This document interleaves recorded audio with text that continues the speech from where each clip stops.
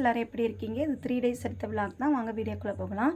Sunday afternoon வந்து பூரி தான் பண்ணியிருந்தேன். ஃபஸ்ட்டு மாவு வந்து உருட்டி வச்சுக்கிடலாம். நெக்ஸ்ட்டு ஆயில் ஹீட் ஆனது ஓனாக போட்டு எடுத்துக்கிடலாம். பூரி வந்து நல்லா உப்பலாக வர்றதுக்கு நம்ம 2 டிப்ஸ் வந்து கண்டிப்பாக ஃபாலோ பண்ணணும். ஒவ்வொரு மாவையும் உருட்டி வைக்கும்போது 2 பக்கம் லைட்டாக ஆயில் வந்து அப்ளை பண்ணிக்கோங்க. நெக்ஸ்ட்டு கடாயில் இருக்கிற ஆயிலும் நல்லா ஹீட்டாக இருக்கணும். ஸோ இந்த 2யும் நம்ம ஃபாலோ பண்ணால் நம்மளுக்கு பூரி வந்து உப்பலாக பர்ஃபெக்டாக வரும்.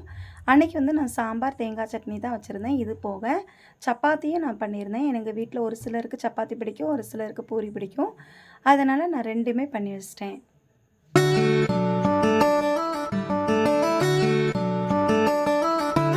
நெக்ஸ்ட் அன்றைக்கி நைட்டு வந்து நான் கொலக்கட்டை தான் பண்ணியிருந்தேன். அதுக்கு ஒரு சில திங்ஸ் வந்து நம்ம ஃப்ரை பண்ண வேண்டியது இருக்கும். ஒரு கடாய் எடுத்துக்கோங்க. அதில் வந்து கொஞ்சமாக பொட்டுக்கடலை அதை வந்து ஃப்ரை பண்ணிக்கிடலாம். நெக்ஸ்ட்டு துருவி வச்சுருந்த தேங்காய் அதையும் வந்து ஃப்ரை பண்ணிக்கிடலாம். அந்த தேங்காய் இன்னும் கொஞ்சம் மணமாக இருக்கணும்னு நினச்சிங்கன்னா லைட்டாக வந்து நெய் ஆட் பண்ணிக்கிடலாம், இல்லைன்னா ஸ்கிப் பண்ணிக்கோங்க. அப்புறம் கொஞ்சமாக பாசிப்பருப்பு அதையும் வந்து ஆட் பண்ணிவிட்டு லைட்டாக ஃப்ரை பண்ணிக்கிடலாம்.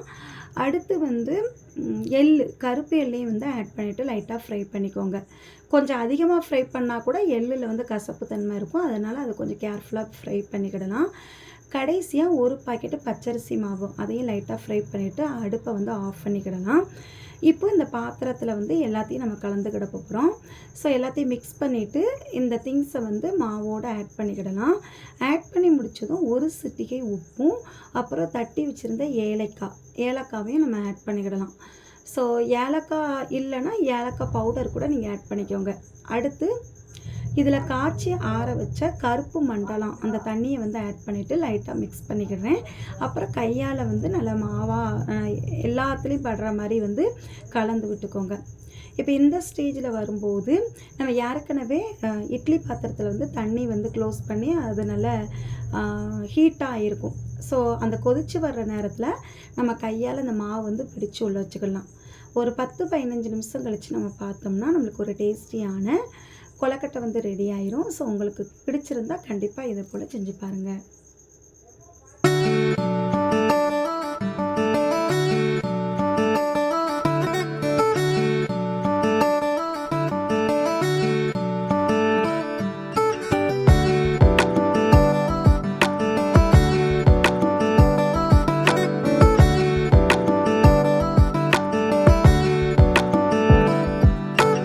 நெக்ஸ்ட்டு எங்கள் வீட்டில் உள்ளவங்களுக்கு நான் சிக்கன் ரைஸ் தான் வாங்கிட்டு வந்தேன். ஆனால் எந்த டேயில் வந்து வாங்கிட்டு வந்தேன்னு சொல்லிட்டு எனக்கு மறந்துடுச்சு.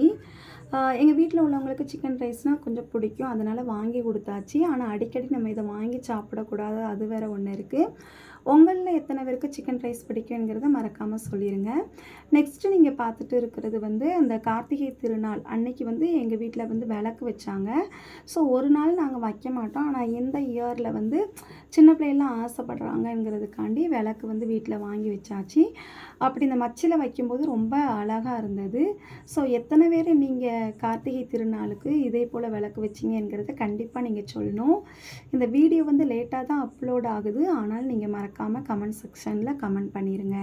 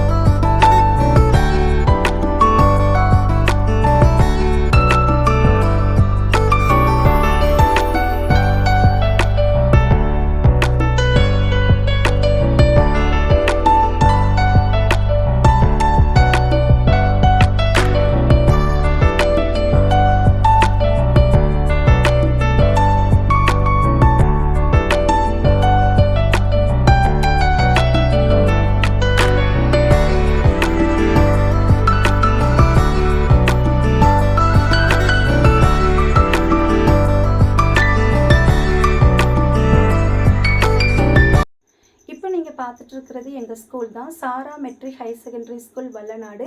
எங்கள் ஸ்கூலில் வந்து 1 டே கேம்ப் நடத்துனாங்க. ஸ்டாலின் நலன் காக்கும் மருத்துவம். இந்த கேம்பு உண்மையிலே ரொம்ப யூஸ்ஃபுல்லான ஒன்றா தான் இருந்தது. இந்த கேம்பில் ஆல்மோஸ்ட் எக்ஸ்பீரியன்ஸான டாக்டர்ஸ், இன்னும் ஸ்பெசிஃபிக்கான டாக்டர்ஸ்லாம் வந்திருந்தாங்க. இந்த ஏரியாவில் இருக்கிற எல்லா வில்லேஜ் பீப்புளும் இந்த கேம்பில் அட்டன் பண்ணிவிட்டு அவங்களுக்கு ஹெல்த் ரீதியாக ஃபேஸ் பண்ணுற டிசீஸை வந்து டாக்டர்ஸ்ட்டை வந்து சொல்லிவிட்டு கன்சிடர் பண்ணிவிட்டு அதுக்கான மெடிக்கல் செக்கப் வந்து எடுத்துகிட்டு போனாங்க.